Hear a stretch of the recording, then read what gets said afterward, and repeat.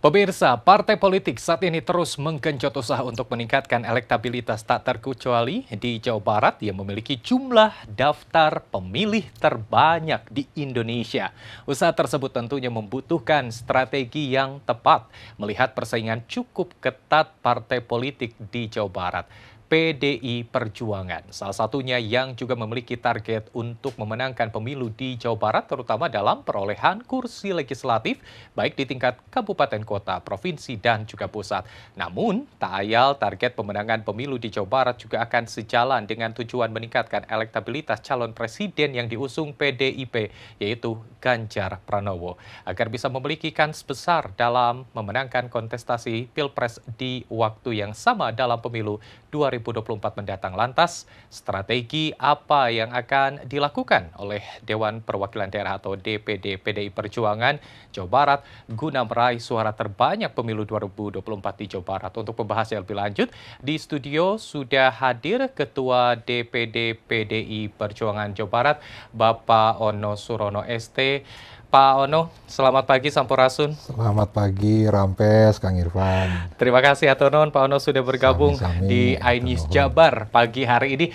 Kita langsung saja ingin mengetahui sejauh mana hingga saat ini kita ketahui bahwa proses untuk para calon anggota legislatif masih ada di KPU seperti itu. Tetapi tentunya Betul. DPD PDI juga terus berusaha untuk mencapai target. Nah, untuk target sendiri ditargetkan untuk Jawa Barat kah, di kabupaten kota ataupun juga pemenangan kursi seperti apa nih Pak?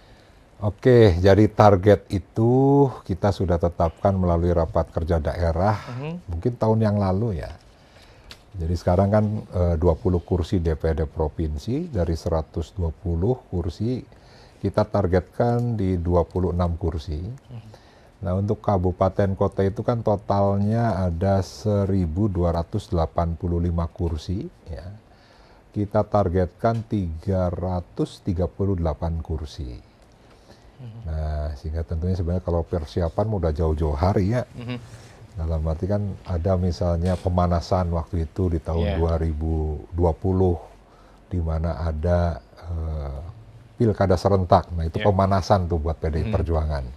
Alhamdulillah kita dapat 4 wilayah dari 8. Oke, baik. Berarti target sudah cukup lama dan ini ada peningkatan dari kursi sebelumnya seperti itu.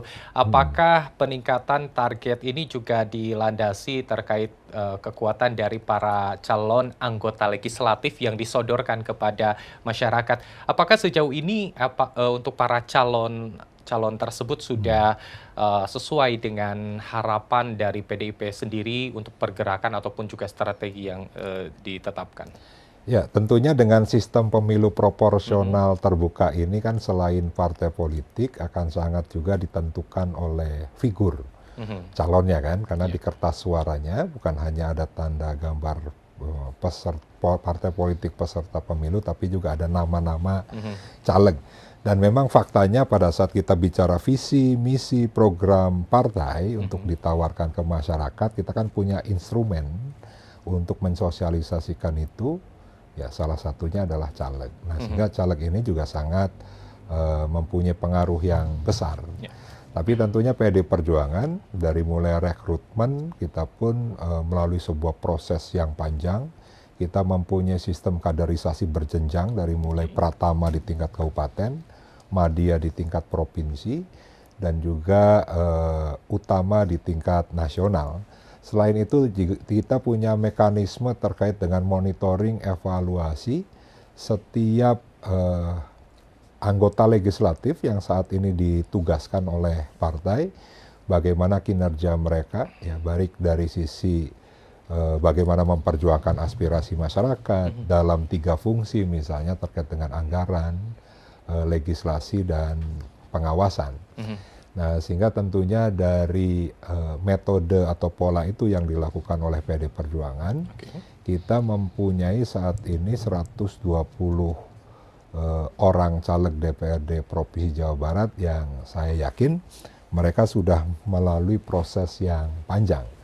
Dari 20 anggota DPRD yang saat ini duduk di DPRD Provinsi Jawa Barat, yang mencalonkan lagi 17. yang tiganya itu naik tingkat. Jadi naik ke DPR RI. Naik ke DPR RI. Dan kalau dari Dapil 1 sampai Dapil 15 ya, ada misalnya kekuatan baru tuh, orang baru tapi sudah teruji dan dia masuk misalnya di kalangan Gen Z, ya kan? Yaitu Thorik Halilintar. Thorik Halilintar misalnya di Kabupaten Bogor. Jadi saya yakin komposisi caleg PD Perjuangan khususnya provinsi jauh lebih baik daripada 2019. Oke, baik. Jadi soal figur ini tidak hanya melihat sosoknya, tetapi juga prosesnya juga sudah dilakukan sangat ketat untuk pemilihan para bakal calon legislatif ini ya Pak Ono. Nah, lantas tadi disampaikan bahwa dari 20 ini ada 17 orang yang kembali mencalonkan. Pak Ono sendiri tidak kembali, Pak?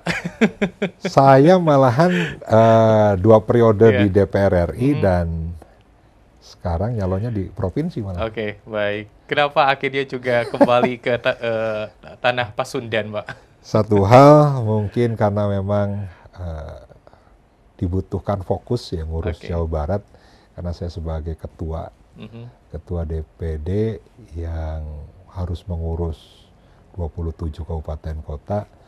Kadangkala saya merasa pada saat saya mengerjakan tugas-tugas partai, ada tugas-tugas sebagai anggota DPR RI yang saya tinggalkan.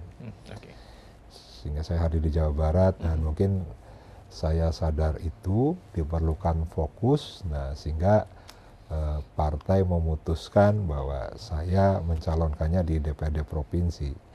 Jadi Kang Irfan, saya itu dari kabupaten langsung ke DPR RI. Jadi provinsinya tertinggal. Dan mungkin ada yang kelewatan kan. Saya nengok ke belakang, oh ya ternyata provinsi masih belum gitu. Makanya jadi suruh turun. Biar lengkap. Biar lengkap. Oke, baik.